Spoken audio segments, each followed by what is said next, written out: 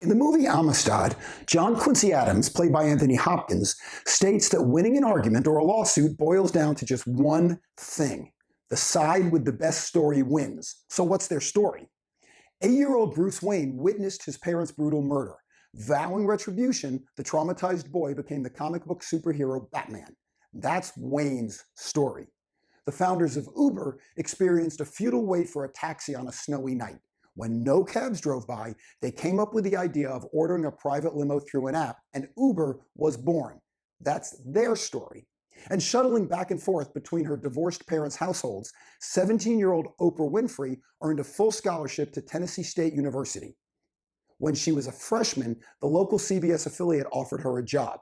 At 19, Winfrey became Nashville's first African-American co-anchor. Today, Winfrey is among the most admired and respected people worldwide. That's her story. These types of tales are known as creation stories. They represent the most common form of myth and are found in all human cultures.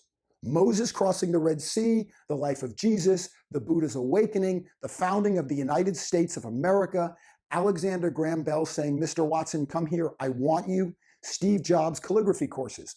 All of these are creation stories. Creation stories are cultural, religious, or traditional myths that depict the earliest beginnings of the subject.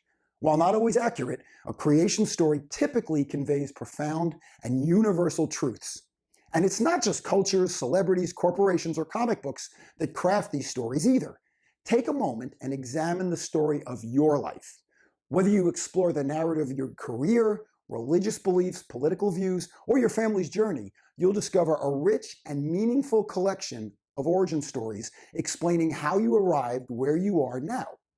My erudite friend Ed Wasserman even has a story about creating these stories.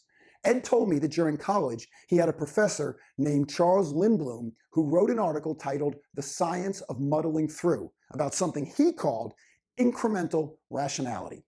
According to Lindblom, decisions and outcomes achieved without a plan or an overarching theme tend to be quite effective because there is rationality in making decisions based on the best available information at the time. Ed found this comforting even though it contradicted the narrative coherence and clarity most people insist on when discussing their own creation stories. That clarity is based on a script we tell ourselves in hindsight because we all want to be the hero in our own movie. But these stories, no matter how impressive they may seem now, didn't feel that way when we were muddling through life. At the time, we were making educated guesses based on who we thought we were, who we wanted to be, and what that entailed. We were trying to make those around us happy and align our actions with what we thought we wanted. Above all, we were making decisions with only a dim, imperfect understanding of the actual consequences of our choices. Take a moment to revisit a time when you made a decision along with a list of the pros and cons involved. Looking back, you'll realize how little you comprehended the consequences of your choices.